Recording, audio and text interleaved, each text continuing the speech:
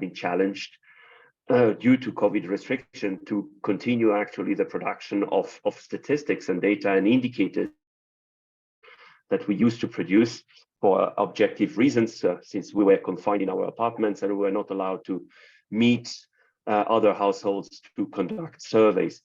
And this is the first one, and it's about resilience and our capacity to continue to produce statistics that we have been mandated to produce during these difficult times. The second one is about agile.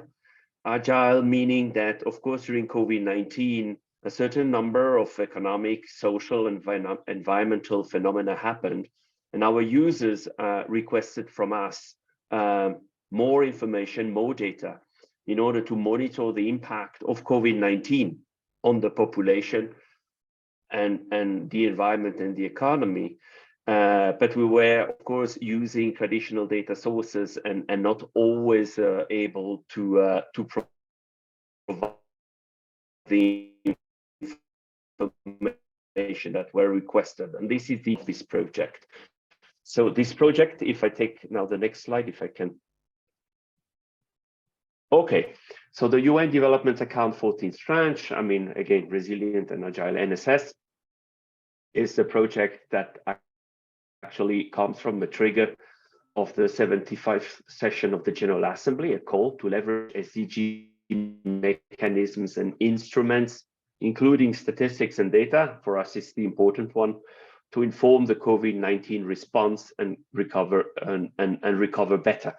This was an important call from the General Assembly, and that's why we have developed this project under this development account with the objective to improve the capability of beneficiary countries to meet COVID-19 data needs, to recover better and enhance preparedness of NSS. And I think this point is very important, to respond to emerging economic, social, and environmental needs for statistics and indicators in times of crisis and disasters. Of course, we all hope that the COVID-19 is behind us, but we also all know that we will have other, unfortunately, economic, social, and environmental crises in front of us, and we will have to react quickly to this situation. The implementing entities, and as such, is a quite innovative project. We have the 5 regional commissions. We have ECA for Africa, EC for Europe, ECLAC for Latin America and the Caribbean, ESCAP for Asia and the Pacific, and ESQA for Western Asia, basically the Arab states. But on top of the 5 regional commission, we have 3 global entities: UNEP, which is actually the environment program, UNODC, I don't have to repeat it, and UNSD as the coordinator or the general coordinator of this specific.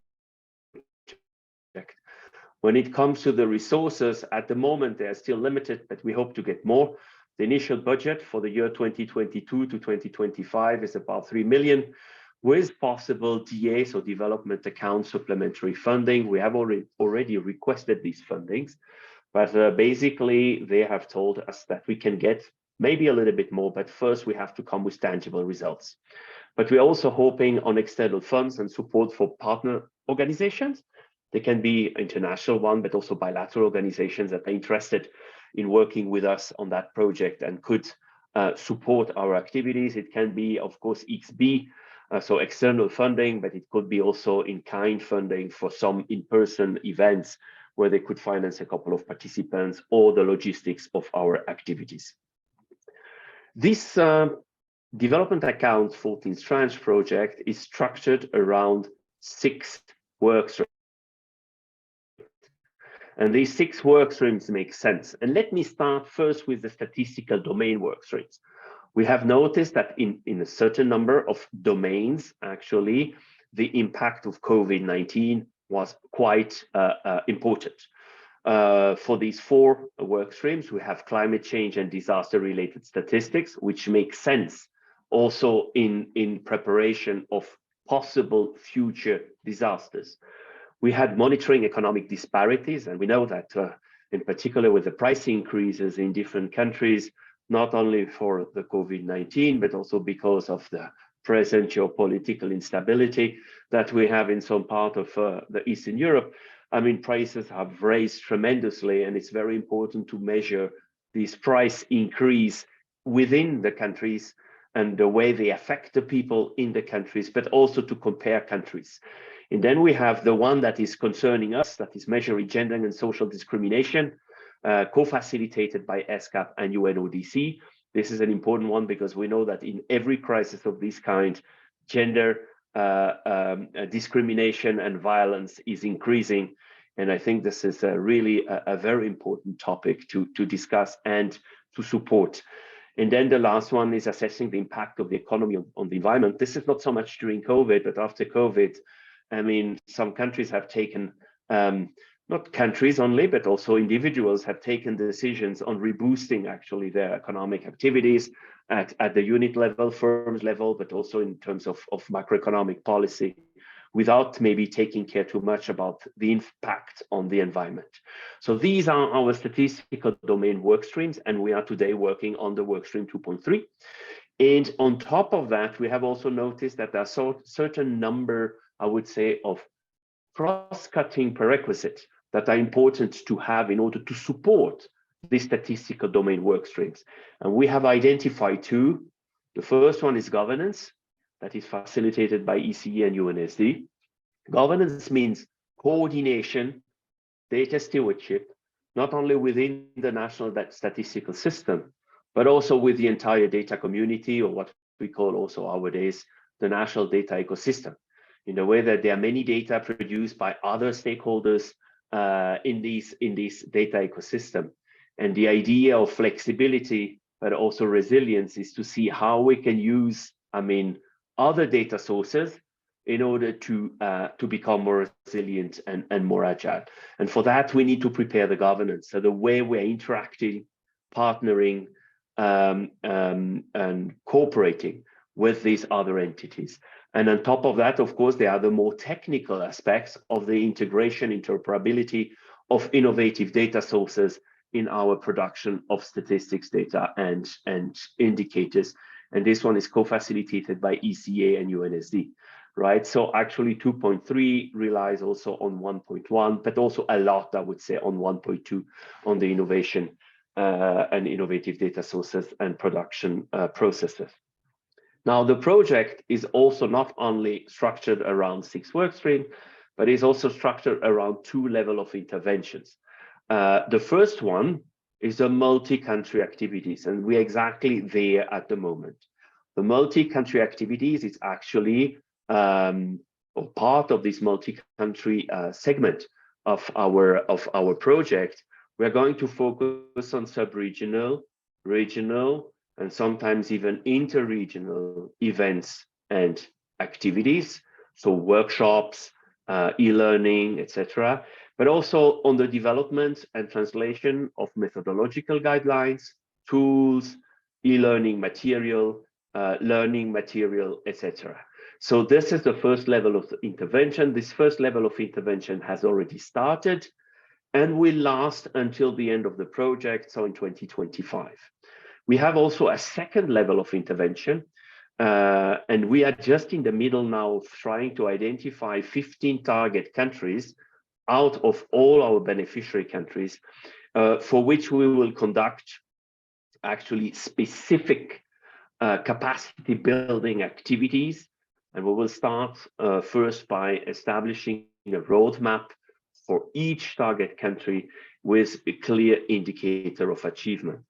This actually step with the identification of these 15 target countries, and this identification, I insist on that, will be conducted by all entities and all work streams together. As I told you, we are now in the middle of this process. The deadline for a first selection is actually the end of this week. And we expect in September 2023 to have this list, to submit it to what we call the directors group. The directors group is a group of the director of statistics of the different entities, and eventually to be endorsed. And then we'll be also able to start to work more specifically with these target countries. That's it for my intervention on resilient and agile national statistical systems. If you have more questions, you can of course contact Francesca, but you can also contact me. You have here my references. I could even change the email address because we have a new one for the DA14, but that's not a problem. You can send also an email to that one, and you can send your emails in Spanish and French, in French too, but in English, and I will reply to you. So thank you very much. Back to you, Francesca. Thank you very much for this intervention, Gabriel, and for all the clarity on the inner workings of the project. Before we move on to our next speaker, I'd like to take a moment to extend a tremendous thank you to my colleagues from the UNODC-INEGI Center of Excellence, who have jointly organized this webinar with us today. And without all of their tremendous work and support, we wouldn't be able to actually have all of you here with us today. So thank you very much, colleagues. I'd like to introduce my colleague Martijn Kind, who is a statistician here in the Data and Statistics section in Vienna, who is going to be taking us through a quiz on key facts related to gender-based violence. Martijn, over to you. Great, thank you, Fran. So before we dive into the subject matter of today and the next 3 days, we just want to do a brief quiz consisting of only 3 very short questions to test knowledge. We'll do this basically using Mentimeter, as you can see on the screen there. So we would encourage you to go to menti.com and fill in the code, or just scan the QR code with your cell phone. The code that you can fill in your computer is 3268. But depending on the language, as you can see on the slides, there's a separate code for English and Spanish. So please choose the correct one.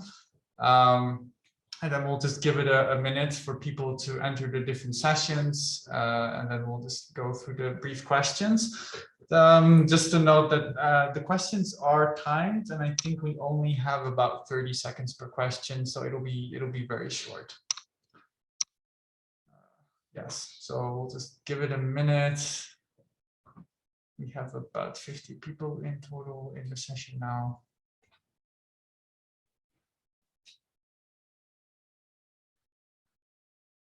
Okay, go. Maybe we should get going now. We have about 80 people in there. I think we can go to the next slide, to the first question.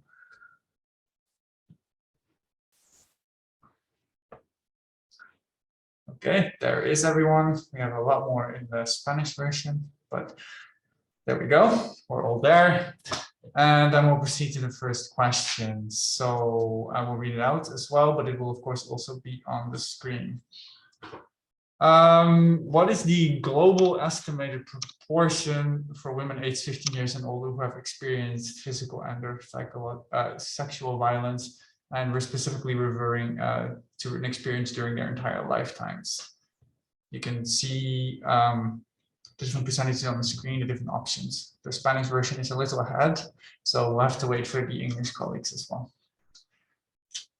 Okay, there we go. So the answer is actually 30%. A lot of people thought it was even higher, which is not to say that it's not higher in some specific countries, but the global average is about 1 in 3. Okay, so let's move to the second question. Okay. Go. Everybody's ready. I will already start reading it out to you, but of course it will also appear on the screen. Let's go to the next slide. There we go. So we skipped the question, I think now.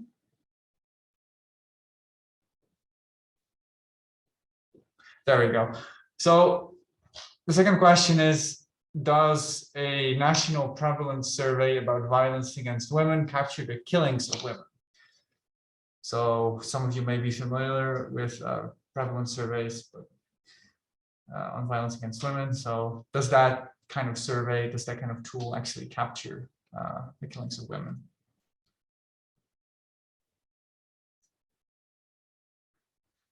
Okay, the correct answer here is no, because of course we can only survey living people, so we cannot capture homicide victims through this methodology.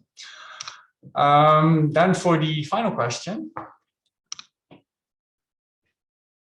we'll go to the next one. Okay, so this is a test, a question about the region itself.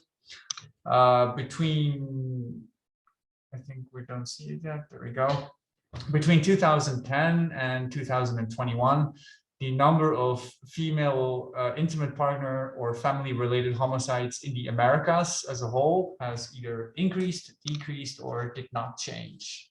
So what do you think about the trends within the Americas region?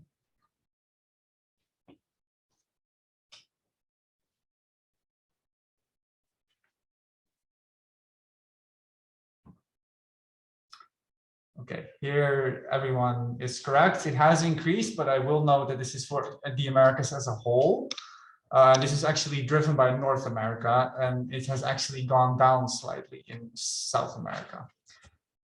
That's it from my end on the quiz. Congratulations to whoever has the most points. And I'll give it back to you, Fran. Thanks very much, Martijn, for that. I think a great icebreaker quiz for the group today. I see that our time is passing on very quickly, so let me take this opportunity to introduce my colleague Teresa Guerra, who's the head of statistics and knowledge management and officer in charge of the Global Center of Excellence on Gender Statistics from UN Women, who will be talking to us today about defining gender-based violence in the context of international and regional conventions and agreements. Teresa, over to you. Thank you very much. Thank you very much, Francesca. I'm gonna switch to Spanish.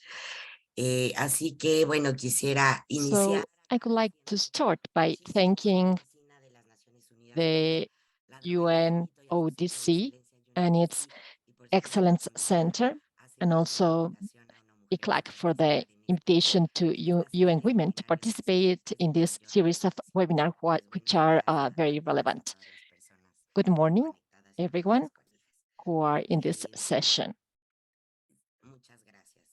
Thank you very much. Next one, please. Thank you. Can you hear me? Thank you very much. Well,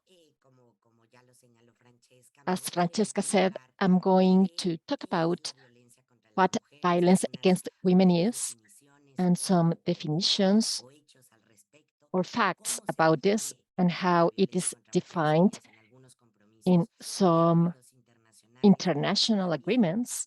And also, very briefly, I'll talk about the importance of having data and statistics, because I know that the agenda of these webinars is very rich, and it will be possible to dialogue not only about the ways to measure and the advances in our region, but also specific cases. Next one, please. So I would like to start by saying that violence against women, unfortunately, is one of the violations to human rights that is most recurrent, reiterated, and extended worldwide. And this violence against women is consequence of a systematic violation of their human rights for the fact of being women. And this is what makes it different to other forms of violence. This violence is legitimated and naturalized by the social perception that is behind that degrades women. So this type of violence is born in gender inequality, in the abuse of power, and the existence of harmful norms, and highlights the fact that the structural differences of power based on gender place women and girls in a risk situation and discrimination before multiple forms of violence. Therefore, violence against women and girls is a manifestation of the power relationships that historically are unequal between men and women and have led to the domination and discrimination of women, and of course, to obstacles against their full development. This is a way of discrimination that prevents their access to opportunities, undermines the exercise of their fundamental rights, and has deep consequences in their health, freedom, security, and the life of women and girls, as well as an impact in the development of countries and society as a whole. Next one, please. At UN Women, we always say that violence against women is a continuum. Why? Because it happens throughout their lives, because they are at risk of suffering different types of violence. It can be at home. Unfortunately, there's a high degree of violence that is suffered in private places, in public spaces like school, at work, in the community, and of course in cyberspace, in politics, and also this violence can be perpetrated by institutions of the state. And all women and girls of the world, notwithstanding their origin, age, gender identity, sexual orientation, place of residence, and several variables, are exposed to the risk of being victims of violence. We have to consider also in this continuum that the intersectionality of other inequality pillars, as I've mentioned, and these contextual factors like poverty, ethnicity, disability, the migration status, also increase the condition of vulnerability and pose other challenges to have access to justice or support. Just to show you the context, the heartbreaking context worldwide, these are some data. I know here you are going to mention more. We estimate that around 736 million women, almost 1 out of 3 women around the world, have been object of physical or sexual violence from their partner or sexual violence by any other assailant, at least once in their lives. And there are also estimations, and the cost of violence against women could represent an amount of around 5.2% of the global GDP. And also, there are other calculations that have been made in countries to estimate the impact on the economic development of countries and the impact of violence against women. Just figures about the regional context in Latin America and the Caribbean, with information that is compiled through the Observatory of Gender Equality for Latin America and the Caribbean of the ICLAC.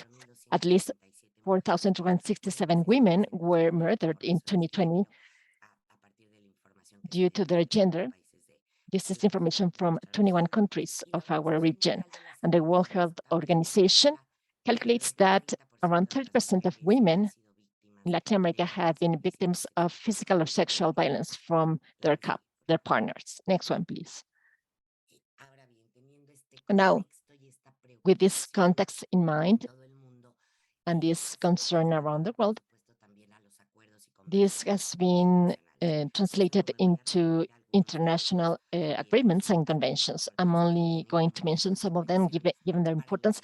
Like it is the Convention for the Elimination against all forms of discrimination against women, adopted by 189 countries in the world. And this is our roadmap. It is a binding agreement to implement measures to end discrimination against women in all its forms and guarantee equality de jure and de facto. The convention, and I think this is very important to talk about Article 1, is where they define discrimination against women. As I explain what its origin is. So I'm going to read the definition. It's any distinction, exclusion, or restriction based on the excess that has the purpose or result of undermining or annulling the recognition, enjoyment, or exercise by women, irrespective of their civil status, on the basis of equality of men and women, of human rights and fundamental liberties in the political, economic, social, cultural, and civil sphere or any other sphere. So this is very important because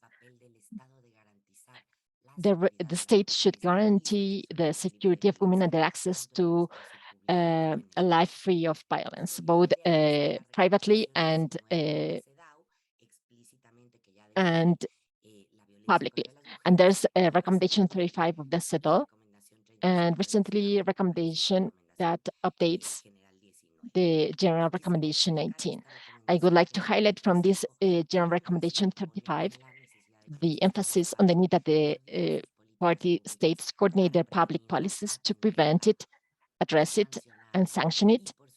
And of course, that they should base their actions with vigorous data to monitor these actions to prevent, address, and eradicate it. So recommendation 35, and we are going to see this in detail later on, to strengthen the collection and generation of evidence, and also this is set by the special rapporteur on the violence against women, its causes and consequences, and is called to have statistics in other agreements and international commitments.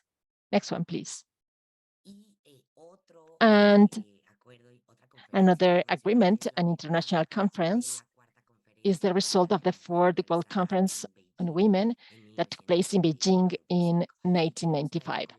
And we want to mention this international conference that establishes very clearly two spheres of concern, including, of course, violence against women and girls. And the two spheres of concern are still happening, and also establishes the roadmap that the states and society should follow to end violence against women. In the Beijing Action Platform, they define how any act of violence based on gender that has as a result physical, sexual, or psychological damage, including threats, that's very important, coercion, or the deprivation of freedom, either in the public or private life, and recognizes that violence against women includes human rights violations in other situations like in armed conflicts, murders, of course, and femicides. That is the most extreme manifestation of the violence against women and girls. Systematic violations, sexual slavery, forced pregnancies, among others. And it also includes other forms of violence like forced sterilization, abortion, the coercive or forced use of contraception, and infanticide of girls. That is, in the Beijing Action Platform, they also take into account the intersectionality as a type of violence. Next one, please. Finally, we have the Sustainable Development Goals and the Sustainable Development Agenda 2030. This is a commitment established in 2015 to have a global agenda so that all the countries may advance towards a more egalitarian world free of discrimination. In this Sustainable Development Agenda, violence against women is at the core, with a specific goal focused on gender equality, but also it should include gender equality and non-discrimination against women in a cross-sectional manner in all its goals and indicators. Specifically, in goal 5.2, it is established as one of the goals to eliminate all forms of violence against women and girls in the public and private spheres, including sexual trafficking and exploitation and other types of exploitation. In the goal 5.3, eliminate all harmful practices such as child marriage and female genital mutilation, and in goal 16, to promote fair, peaceful, and inclusive societies. It includes goal 16.1, that is to reduce significantly all forms of violence and their respective rates of mortality around the world. Next one, please. Okay, I'm going to skip this one. Well, very briefly, just to say, as I was saying, that the impact of violence on other rights and for the access to fulfill other goals is at the core. We always say that the several dimensions of well-being and shortcomings are intertwined, as it is said in the global agenda. And here we can see how they are intertwined. If a girl is born in a poor place and she is forced to get married precociously, this is a form of violence.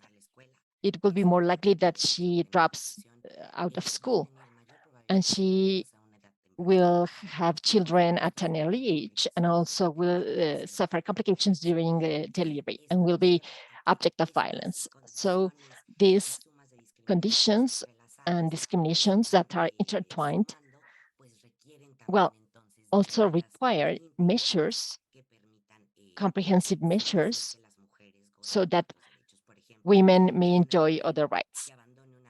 A woman that lives a relationship of mistreatment and violence will need access to justice as another right. She is going to need a safe place to live. She will need medical care and a decent work. So all the measures should be linked to address this, and how violence against women indeed is a constant that impacts other rights of women. Next one, please. I'm going to go faster. Well, in our region, so far I've mentioned there are many others, but I mentioned some commitments and international commitments that show the roadmap and that are binding for the state parties. In Latin America, we should recognize that we've always spearheaded to put this in international agendas and to act accordingly. So we have the Inter-American Convention to prevent, sanction, and eradicate violence against women, better known as Convention Belém do Pará, adopted in the Organization of American States, and it's specific for our region. It defines violence against women as any action or behavior based on gender that causes death, damage, or physical, sexual, or psychological suffering to women, both publicly or privately. It has a mechanism of evaluation to measure the advances and establishes the right of women to live without violence and to typify its non-compliance as a violation of human rights. It also establishes a definition and recognizes three of its main manifestations: physical, psychological, and sexual. It shows scopes where it happens: public, private, and that perpetrated by the state, which is very important, and establishes the different types of violence that should be addressed by public policies and the state. So both CEDAW and the Belém do Pará Convention set the obligation of states and public officials to prevent and eradicate it. Next one, please. Just to mention some examples of the definition of violence and the types of violence: psychological, that includes a range of behaviors that include acts of emotional mistreatment and control and coexist with other physical or sexual violence acts by partners, and they are acts of violence by themselves.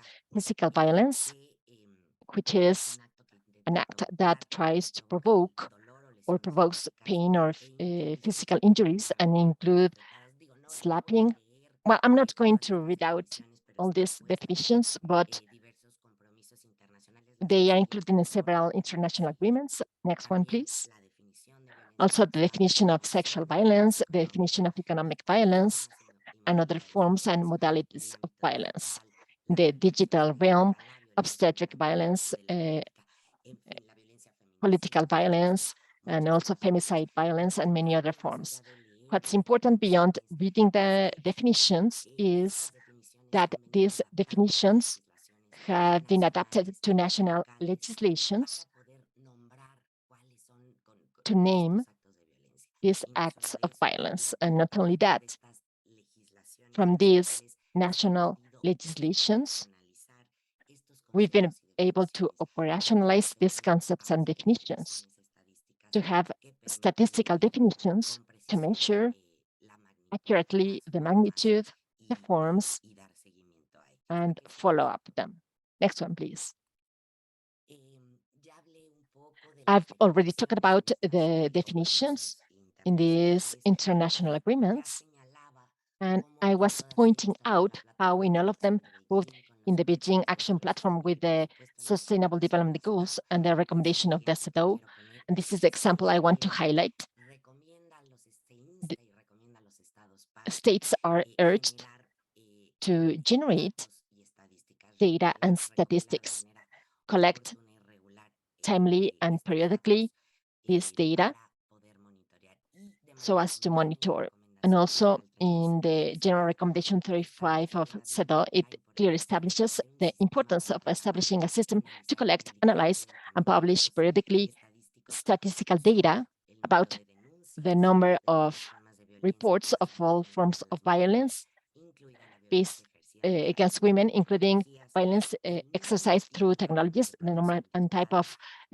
protection orders, the attrition rates, prosecution, sentences, and the time necessary to resolve the causes, and also the sentences to the offenders. And data should be broken down according to the type of violence, the relationship between the victim and or survivor and the offender, and also with other forms of discrimination, as I've already mentioned, and other social demographic characteristics to understand how this is happening and where this is happening, and also what's the state doing before these forms of violence. And also it recommends to analyze data so that it's possible to identify the errors in the protection of victims and improve prevention measures, create observatories for the compilation of administrative data on the murders of women because of their gender, and also the attempts of murder of women. And finally, it urges to conduct surveys, research programs, and studies about gender-based violence against women. Next one, please. I'm about to finish. And I'd like to give the example of Mexico and how having data and evidence allows us to advance as countries and national legislations. In Mexico, for example, when they start the process for the general law for the access of women to a life free of violence in 2017, they compiled data, but in turn, this circular process in this law obliged the state to improve the availability of statistics about gender-based violence and femicide to better understand the magnitude of this problem. So this is a clear example of how the use of statistical information has to guide the design and monitoring of public policies, but also it is an engine to foster legislative changes and regulatory frameworks to protect the human rights of women and girls. So data are essential for a better understanding of the nature, magnitude, and seriousness and frequency of violence against women and girls, and have better data may allow us to better understand how women and girls experience violence and also act accordingly and give efficient solutions. So the challenge in terms of statistics is that the topics of gender agenda, it's very important to collect data during a pandemic like COVID-19 or identify other forms of violence like in the digital sphere. So it is crucial to keep on doing this and to operationalize this to measure their magnitude and the intersections and challenges, as well as to have indicators that may allow identify the needs in the territory and guide decision-making. New dimensions of violence require to improve the forms of measurement. And I'm sure that in the next sessions, we will elaborate on this. Thank you very much. Thank you very much, Teresa, for this intervention and for this really fundamental contextual information on gender-based violence. Before I pass the floor to our next speaker, I would just like to add there have been some questions about the sharing of the presentations. So I'd like to let everybody know that we will be sharing all of the presentations in their original language, as well as the recording of these 3-day sessions. and the link will be shared with you in the days following the end of the webinar. Without further ado, let me pass the floor to my colleague Alejandra Valdés, who's a researcher and head of the Observatory on Gender Equality at ECLAC, who will be speaking to us about regional efforts to produce data for policy making. Alejandra, over to you, please. Hola, buenos días. ¿Me escuchan muy Hello, bien? good morning. Can you hear me? Bueno, quiero agradecer, I'd like to thank UNODC esta invitación, UNODC for the invitation. I think that the joint work has allowed us to see how each one of our institutions has advanced in creating proposals and supporting governments of the region and also globally to advance in the analysis of violent deaths of women based on gender and femicide. I'm going to tell you, next one please, how the reading of femicide has allowed to break statistical silence, advancing from the states and the proposals of civil society, and with the work of international organizations. In this sense, first, I'd like to tell you how we measure femicides in the region.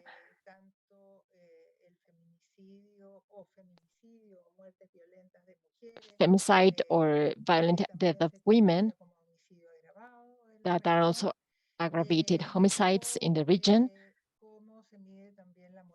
How we measure the death of women by their intimate partner. When I say region, I'm talking about the Americas. That includes the measurement of the Americas as well. But in this case, we are only talking about Latin America and the Caribbean and 23 countries that informed in 2021 with information of the last years for 27 countries with information available in the last decade.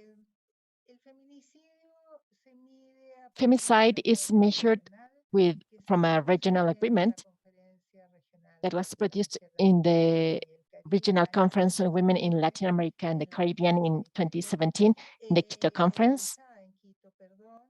I'm sorry, it was held in Quito, and it was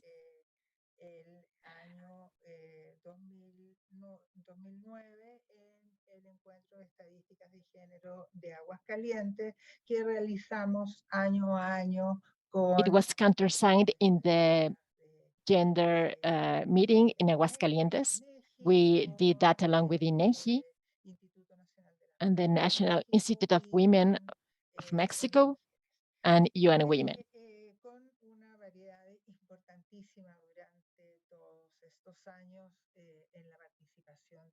We had the participation of different stakeholders. And with the Regional Conference on Women in Quito, we agreed to create a gender observatory. We request the countries and the UN system. And from that, this observatory will measure key indicators with legislative repositories, and it's going to measure femicide since 2009, the death of women by their intimate partners, and since 2015, femicide. Next one, please. So when we talk about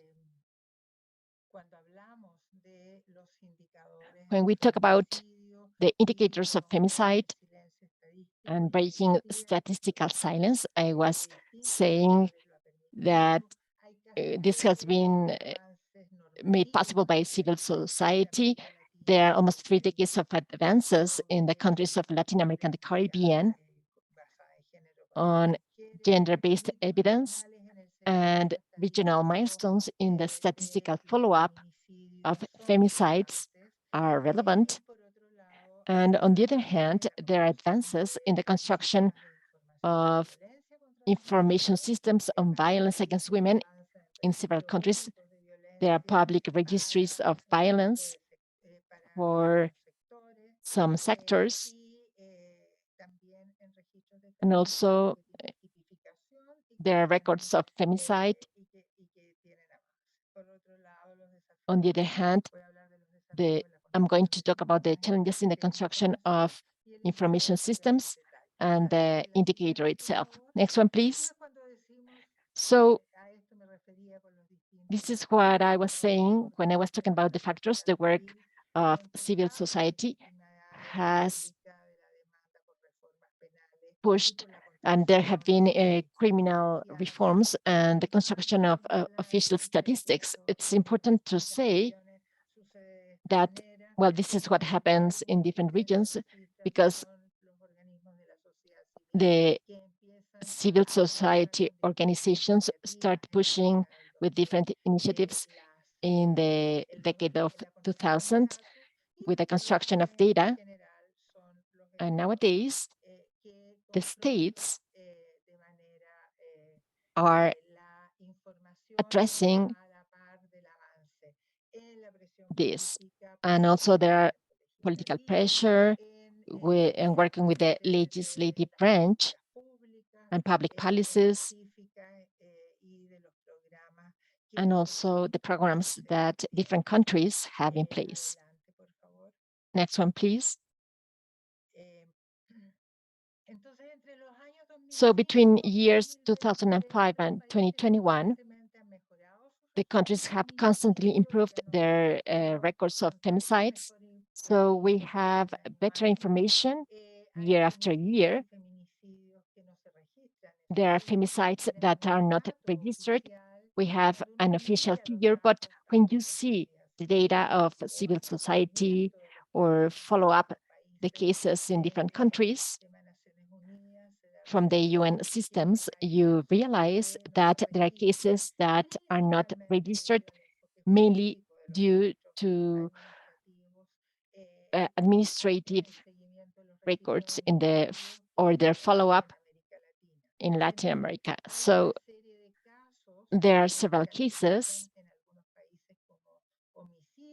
that are typified as homicides and do not necessarily have coherence with the law of femicides of several countries, especially cases of crimes committed due to sexual orientation or gender. I'm talking about lesbo-femicide or trans femicides in some laws of Latin America, like the case of Argentina.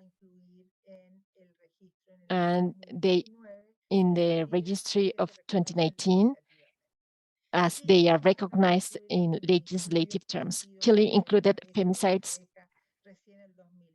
committed by partners or former partners. There were legislative changes in 2020, and because they expand the regulatory framework,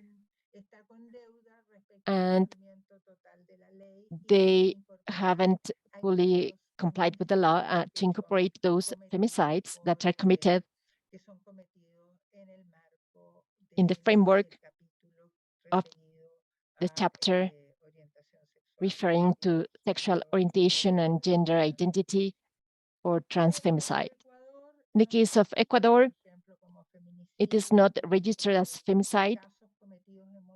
Those cases committed, so none of the countries of Latin America are registered as femicide, those cases that are sanctioned as other crime. But if there was a gender violence or sexual violence in the bodies of women. Next one, please. When we say break the statistical silence, I'm only going to talk about this because my colleague Tere did that. almost 3 decades of regulatory advances show that there are 17 countries that have typified the crime of femicide, and there are also laws in this regard. But in 10 of the legislations in Latin America and Caribbean, only 10 countries have regulations for the production of data and information. Apart from having regulations, sectorial regulations, to implement information systems that expand the concept of interinstitutionality and interoperability of the information.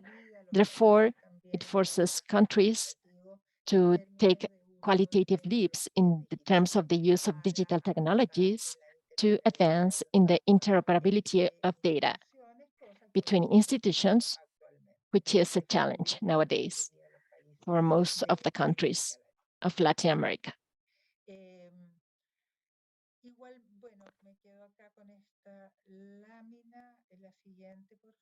Next one, please.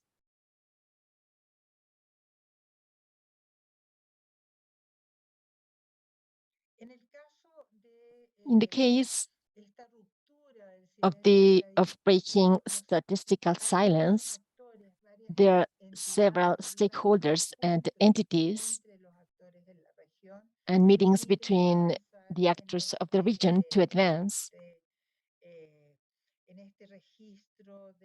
in the registration of cases in Latin America and the Caribbean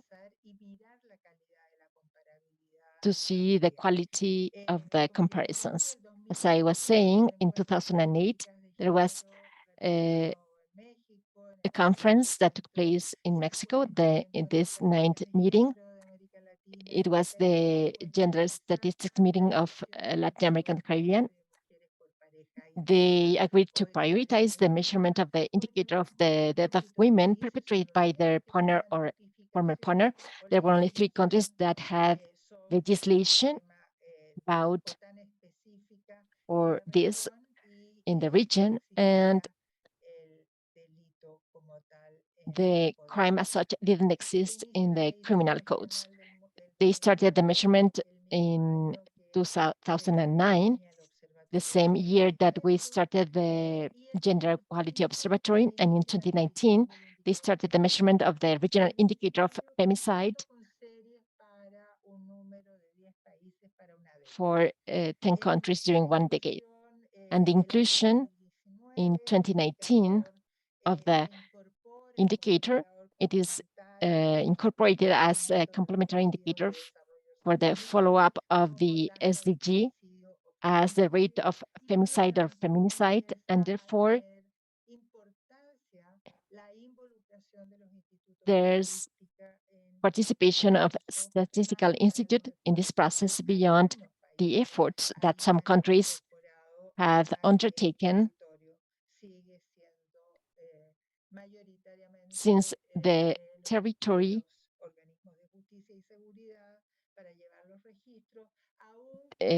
takes the records, even though in most of the countries of Latin America, the mechanisms, that is the prosecutor's office or the secretaries of women, are the institutions to implement or to enact laws on violence. Okay, I'm going back, I'm sorry. In 2022, the United Nations Statistics Commission approved a statistical framework to measure the homicide of women and girls based on gender. And this will be piloted in some countries of the region. I will not get into details because my colleague will talk about this. Next one, please. So Alejandra, Alejandra, apologies for interrupting, but could I ask you to wrap up within 2 minutes, please? Thank you. Sí, por supuesto. Yes, of course. The advances in the construction of information system on violence of femicide, we have institutionality, which is the construction of specific institutionality to address the problem of femicides in all the countries. The interinstitutional agreements and regulations, administrative regulations to advance in the measurement, tables and intersectorial committees that includes at least 5 to 10 institutions to follow up this, the advance in the methodological frameworks for the generation of statistical information, and the timeliness, and something very important due to the regional annual reading. We also have the timeliness and relevance and the periodical and timely dissemination of the information in almost all the countries of the region. Next one, please. I think there's scattered information. There's little interoperability of data, and the integration to the statistical systems is low. This is not an indicator that is standardized and that it's in the national statistical system of the countries of the region. There's low participation in the construction of the information on femicides. There's little integration of qualitative information of the statistics about femicides.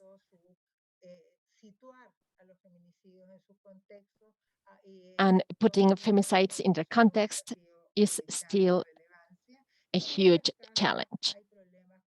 In many cases, there are problems with microdata, and there's little information transparency about the information of femicides. Next one, please. In 2021, 4,473 women were victims of femicides in 29 countries and territories of Latin America and the Caribbean. It means 12 violent deaths for their gender in the region. And these 12 violent deaths have been the case during the last 5 years. And it increases in some countries and it decreased in others. Next one, please. And clearly, we need high quality statistical information on femicide, and we should incorporate the data and statistical framework. But nowadays, what we have is information on many countries, victims who were pregnant for 10 countries, etc., as you can see in this chart. And to wrap up, next one, please. I'd like to tell you that with this indicator, we've had this technical assistance process, but in ECLAC specifically, we want to advance in improving the registries, oftentimes in coordination with colleagues of the UN system, and clearly, but also we have a course. This is a higher education diploma of the measurement of violence or gender-based violence against women and femicide. We are working with CLACSO in Latin America, and we are about to start registration. So I invite you to see it because it somehow replaces the technical assistance processes for information producers.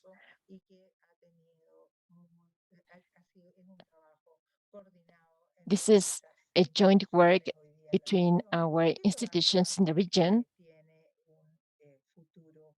and it has an interesting future.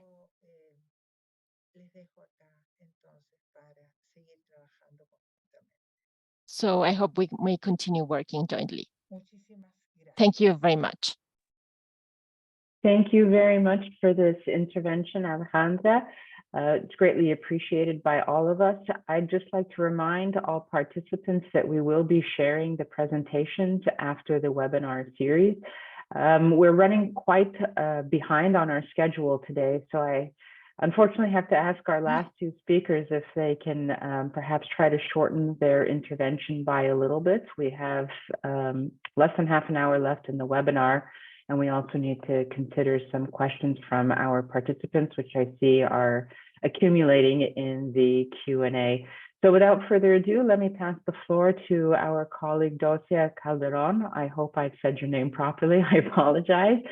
Who's is a National Program Officer on Gender and Human Rights at UNFPA, and will be talking to us about measuring gender-based violence indicators, guidelines, and sources. Over to you.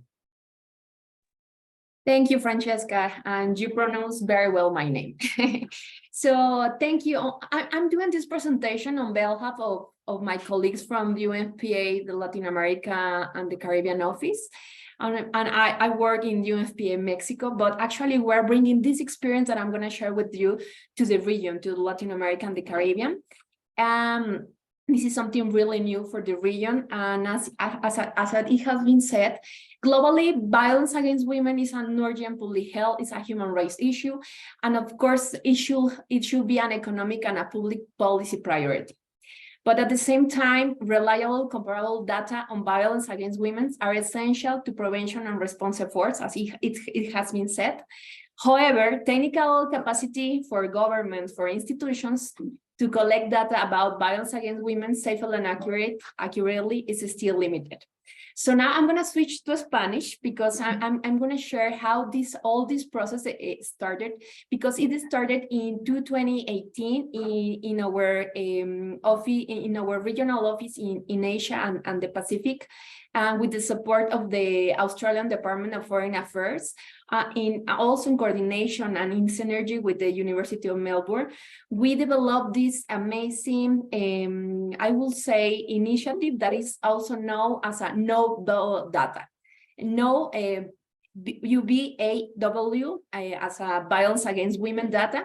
This is an initiative that it has been piloted in Asia and the Pacific, but now we are just adjusting the experience to the region. So to make sure that we are also providing outputs to make sure that we are contributing to collect data and to provide technical assistance to the government. So now I'm switching to Spanish. And I'm going to be very brief. Can you please help me with my presentation? It's a very short one. Thank you, Roberto.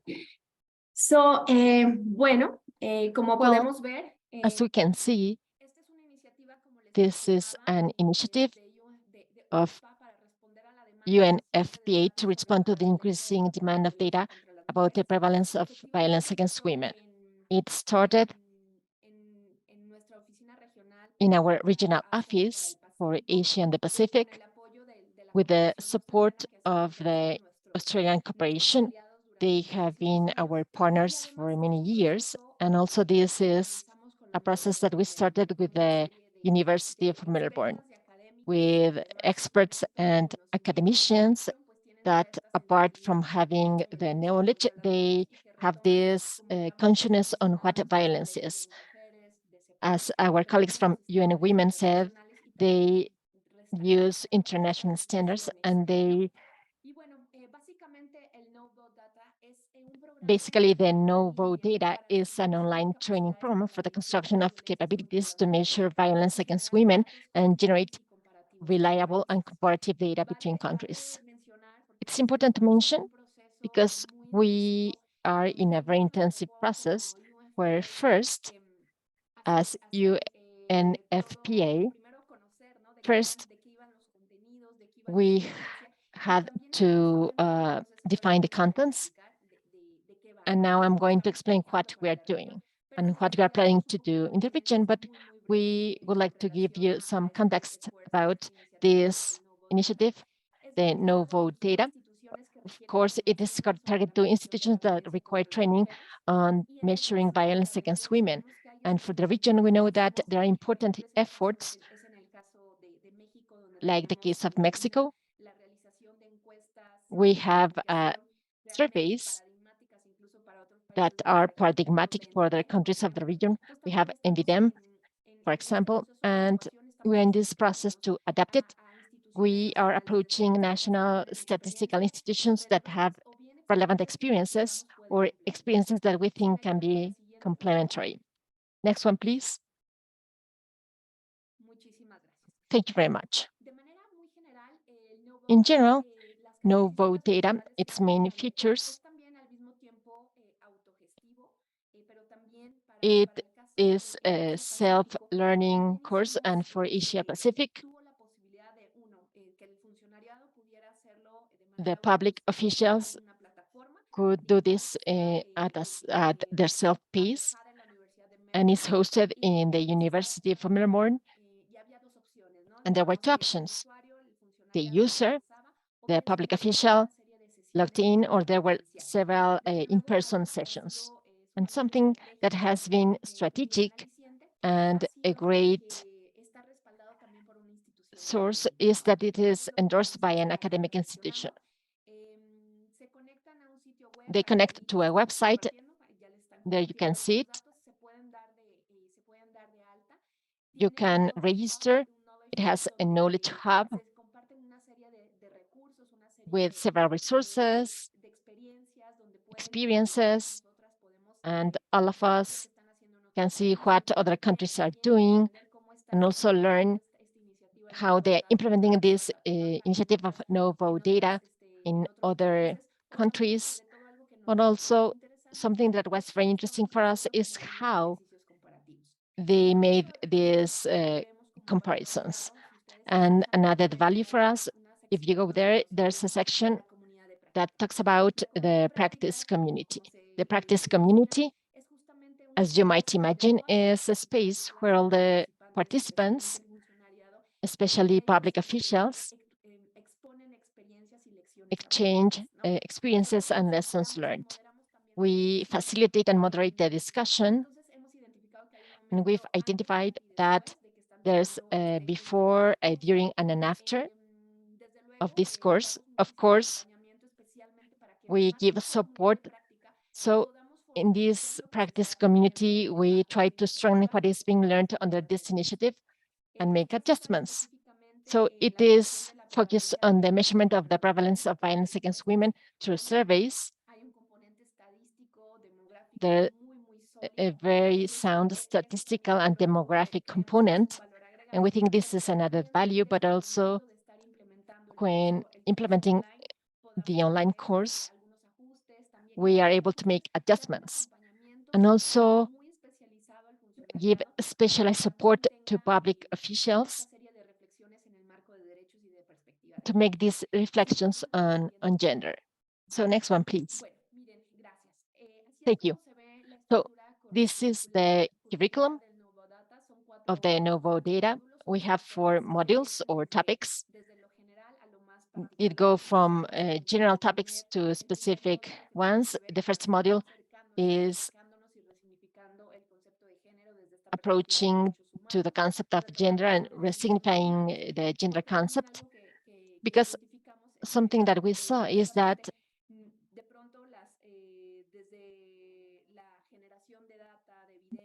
data generation, evidence, and surveys do not always have a human rights perspective. So we thought it was important to have an introductory model on gender, intersectionalities that were already mentioned here, the conceptualization of the forms of violence, especially, well, starting on the under the umbrella of gender violence, but focusing on violence against women and its consequences. As you can see in topic 2 and topic 3, we delve into much more advanced concepts, and we talk about the importance of measuring violence against women We do that from a public healthcare framework using the Agenda 2030. And we start the discussion on the systems of indicators, how we measure violence against women through surveys. And also we analyze the types of registries that countries have, like administrative registries. And also there's a section where we discuss what these registration processes should strengthen to have a better measurement of violence against women. In topic 3, there's a quantitative approach, and we delve into the methodologies of surveys of prevalence. And we talk about how to make prevalence research and how information should be processed, how to make statistical analysis, the production of reports, systematization, and also dissemination, how we can communicate so that this information that we are producing may contribute from a framework of human rights to the generation of public policies, programs, and even regulatory frameworks. And also, something that we think is important is, in Module 3, is to incorporate budgetary and institutional aspects. That is, we have the know-how to tell the institution how much this costs, and the cost based on evidence of data, the response to violence against women. And topic 4 is the use of data, the use of the results, how we establish some guidelines for follow-up and dissemination and political dialogue, support and technical assistance. This is the content. This is an experience in Asia, in our regional office in Asia and the Pacific. We started in January with these adjustments and this contextualization to Latin America and the Caribbean. And some of the discussions that we're having is on topic 1, violence against women. We are underscoring femicides, the dimensions in our region, which is evaluation of human rights, and we are working with local experts. And also, as I was saying, we have these dialogues with national statistical institutions like INEGI Mexico. So I'm going to close here because this is what we are doing. We hope to advance much more this year, and we can be able to implement this by the end of the year or next year. And this could be all for me. Thank you. Thank you very much, Dosia. Greatly appreciated for this information on the NOVAD data initiative. I'd like to pass the floor to our final speaker for today, Alejandra Ríos, who has already kindly agreed to shorten her intervention. I know we don't have too much time left, and we'd still like to leave 5 minutes for presentations. She's the Deputy General Director for Development Analysis and Indicators of Government Statistics at the National Institute of Statistics and Geography of Mexico, many of you know as INEGI, and she's going to be talking to us about Mexico's experience of publishing statistics on gender-based violence. Alejandra, over to you. Thank you, Francesca. With no delay, I switch into Spanish because I have to speak really fast. So, muchísimas gracias a todos por la invitación. Thank you very much, everyone, for the invitation. I'll try to be quick. What I want to show you today is the integrated system of statistics on violence against women. And then, well, I could also talk about what Dosia was saying, but also the experience of CSVIM to listen to your reactions. This system basically is an initiative of INEGI. This is a reaction to the recommendations issued by the Committee for the Elimination of All Forms of Violence Against Women. And this is an integrated system because it collects statistics from different sources. That's why it is integrated. So fundamentally, the objective is to put in a single place a tool, a consultation tool,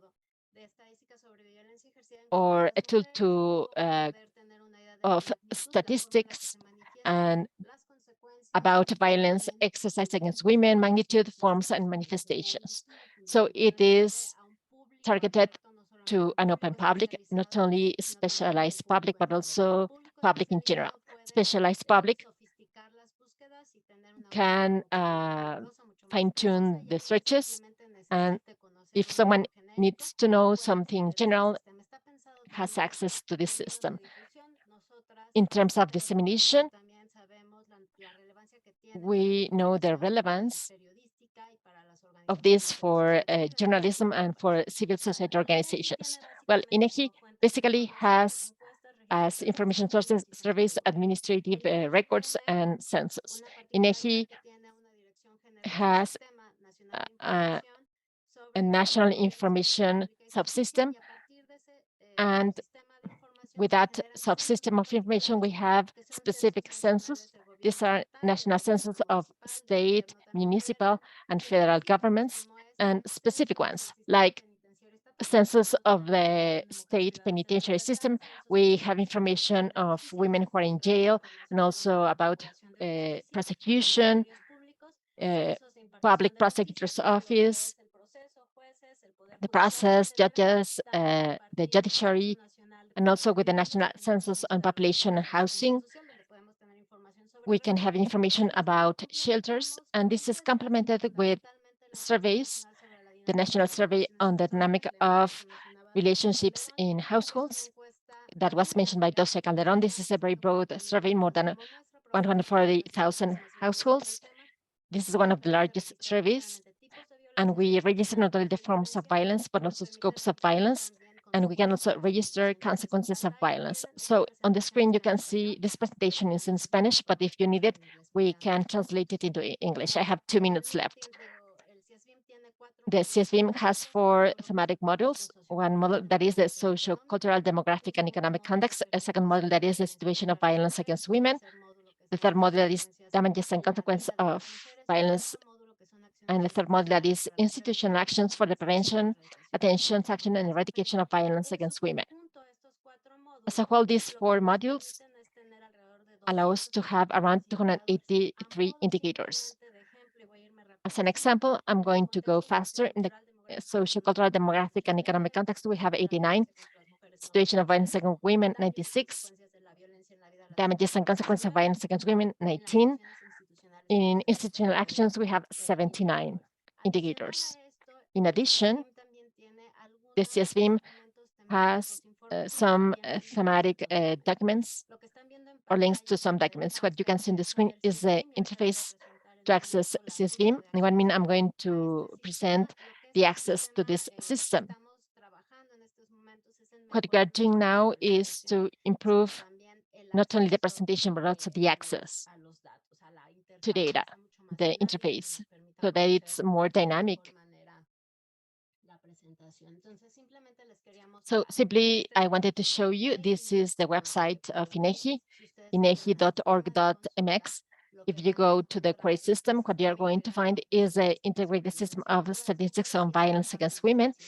And then you'll go to CSVIM, and here you can start browsing some indicators about violence and the 4 thematic modules.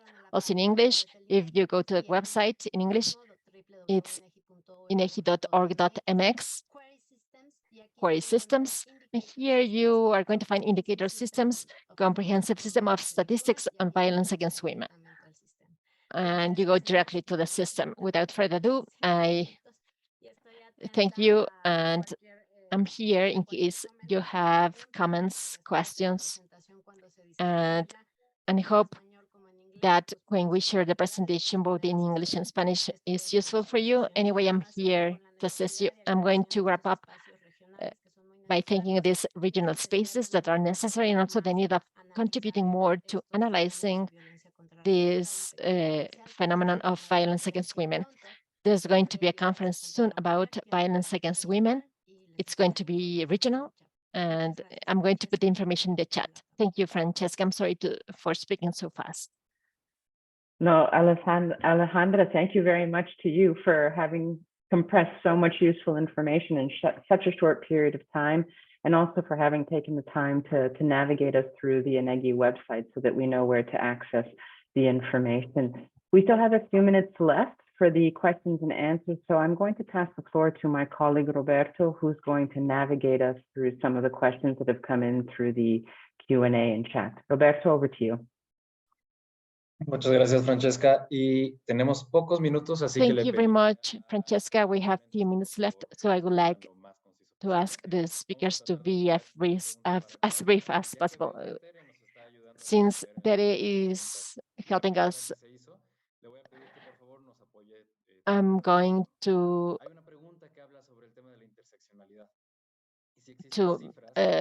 read out the questions. What about LGBTQ plus populations, and what are the processes to build these systems to collect this type of information about this specific population? I don't know, Teddy, if you have any answers that you can share with us very briefly in 1 minute. I'm sorry. Thank you, Roberto. Well, even though there's been progress, and I was writing what INEGI Mexico has done with the INDISEC to have more information about this. We also know that in Chile, Colombia, and in other latitudes, there's a discussion on how to collect this type of information. I'm going to put in the chat the links, and also tell you that in the last Interregional meeting of gender statistics that Alejandra mentioned, there was a session about this to share experiences among countries. So I'm going to put that in chat and also reiterate that measure and collecting information with intersectionalities is essential, and we're going to share information. I'm going to put that in the chat. Thank you very much, Tere. There are other questions that have to do with the figures generated by different sources of information. And this is when you were talking about femicide. I'd like to make an ad. Please, we ask you to stay tuned, because we will have presentations about some of the sources of information that we mentioned today. Tomorrow we will talk about administrative data and surveys, and on Thursday we'll talk about femicide. And with this, we will be able to answer many of your questions. But now I would like to go to Alejandra Valdés to ask a question that I think is quite relevant. You are giving us the context of Chile, but I think this applies to the entire region. So how do you think that the advances in the measurement can prevent femicides? Well, I think that the indicator of femicide is an indicator that shows the seriousness of femicides and violent death of women. When Tere was talking about the continuum, this means that many women experience violence throughout their lifetime that can end up in femicide, or they can experience violence that derives in femicide. But as they say, femicide violence is any violence that happens on women and that can end up in such a serious crime as this. So in this sense, I think that something that we have to take into account is that femicide, I'm sorry, I lost the thread of my answer.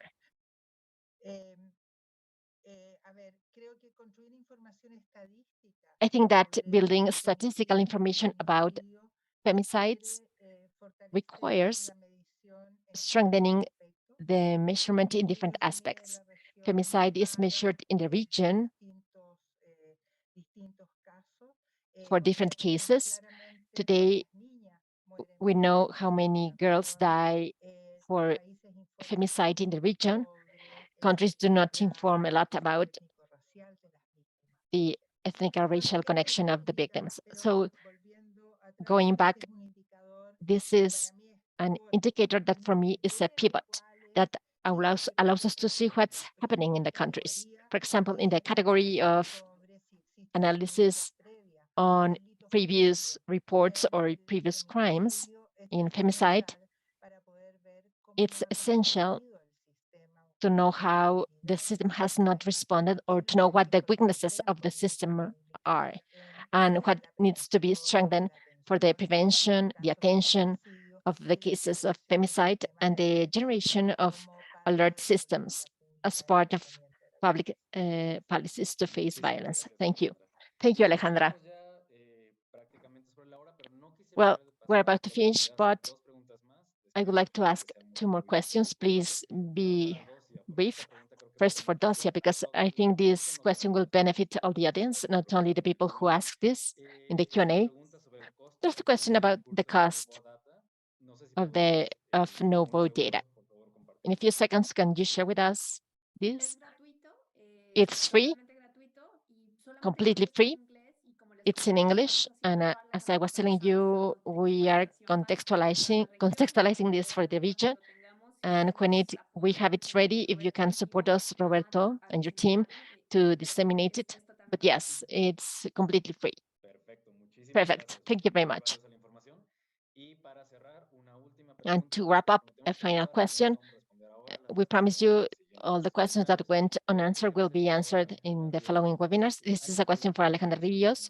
There's an interesting question about the time to build the CSVIM and the challenges for the national statistical system. Can you tell us what the challenges were and the cost, or how much time it took to build it? This started in 2017.